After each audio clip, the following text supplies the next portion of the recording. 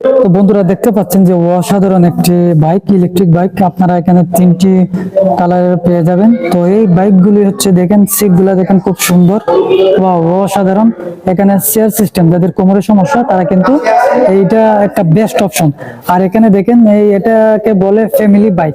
দেখেন এখানে 3টা সিট করা যায়, হ্যাঁ স্টার্ট করা যায়।